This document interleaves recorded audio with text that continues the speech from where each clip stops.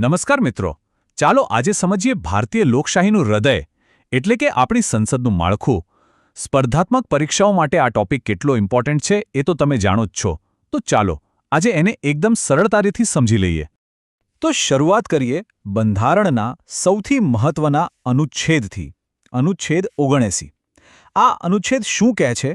એ કહે છે કે સંસદ 3 ઘટકોથી બનેલી છે: રાષ્ટ્રપતિ, લોકસભા અને રાજ્યસભા.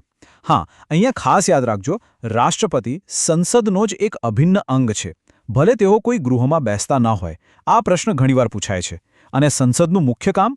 કાયદા ઘડવાનું. એક મજાની વાત કહું, પાર્લામેન્ટ શબ્દ ફ્રેન્ચ શબ્દ પાર્લર પરથી આવ્યો છે, જેનો અર્થ થાય છે વાતચીત કરવી. ઓકે, તો આજે આપણે શું શું જોવાના છીએ? સૌથી પહેલા સંસદની બેઝિક સમજ, પછી લોકસભા અને રાજ્યસભાની ડિટેલ્સ, સભ્ય બનવા માટેના નિયમો અને છેલ્લે એક ક્વિક રિવિઝન. ચાલો શરૂ કરીએ. તો આપણો પહેલો વિભાગ છે સંસદની મૂળભૂત સમજ. ચાલો અનુચ્છેદ 79 સાથે આપણી લોકશાહીના આ પાયાને મજબૂત કરીએ. હવે વાત કરીએ લોકસભાની, જેને જનતાનું ગૃહ પણ કહેવાય છે.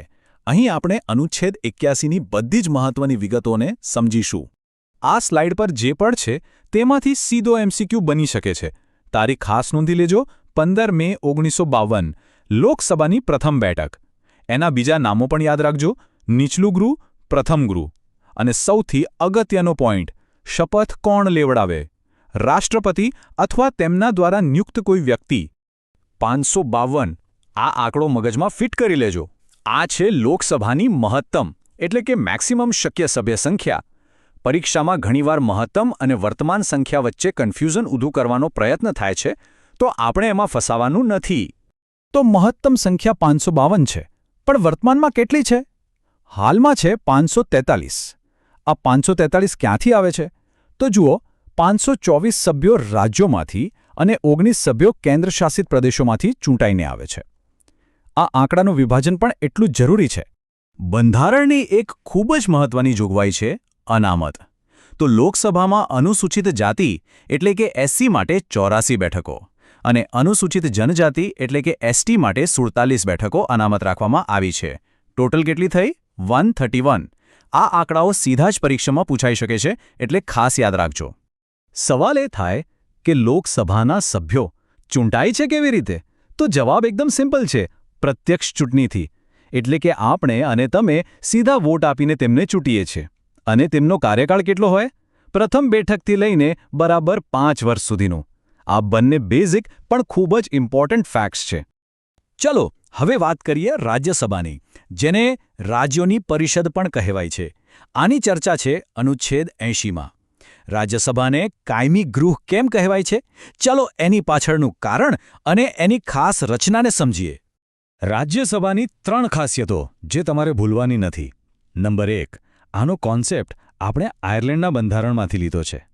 નંબર 2, આ એક કાયમી ગૃહ છે, એટલે કે એનું ક્યારેય વિસર્જન થતું નથી.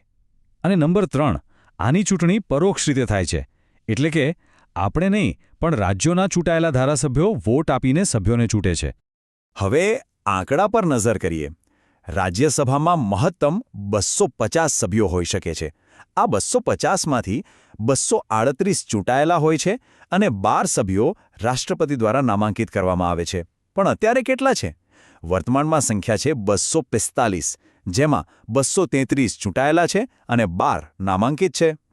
આપણે વારંવાર કહીએ છીએ કાયમી ગૃહ, પણ એનો અર્થ શું? વિચારો કે એક નદી છે જે સતત વહેતી રહેશે. એમાં પાણી બદલાતું રહે છે, પણ નદી ક્યારે સુકાતી નથી.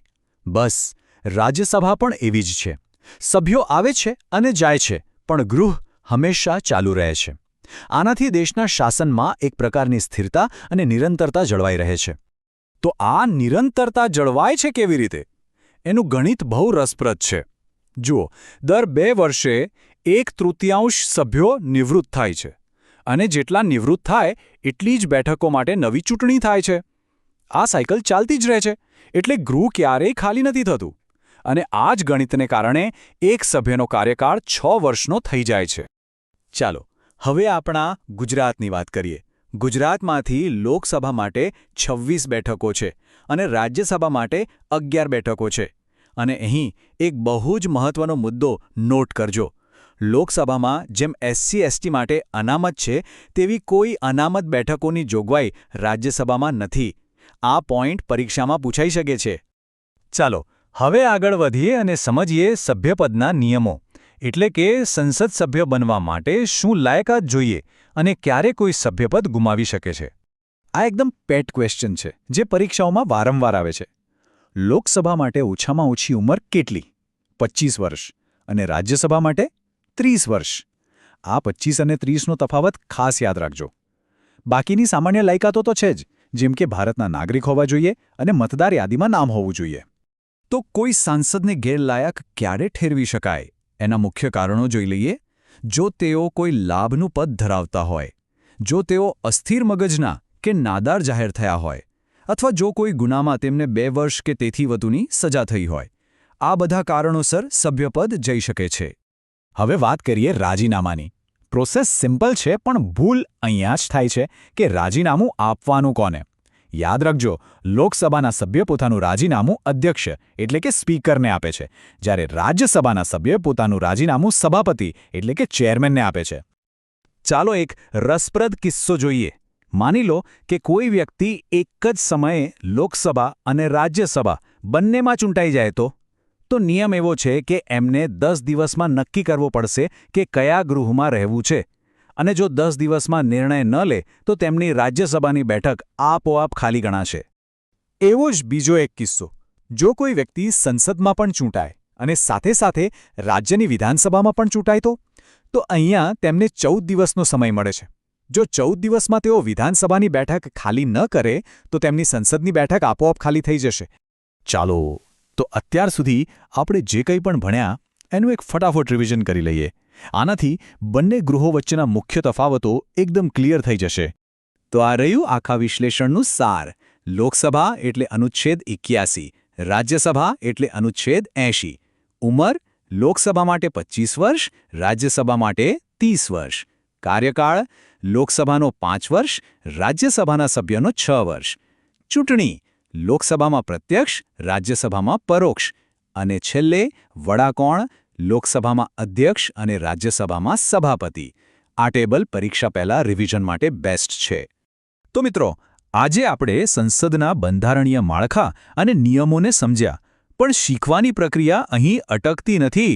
અંતમાં એક સવાલ જે આપણે સૌએ વિચારવો જોઈએ: આપણી લોકશાહીને આવનારા સમયમાં વધુ મજબૂત અને કાર્યક્ષમ બનાવવા માટે સંસદમાં બીજા કયા સુધારા કરી શકાય? આ વિચાર સાથે આપણે આજનું વિશ્લેષણ પૂરું કરીએ છીએ. ફરી મળીશું.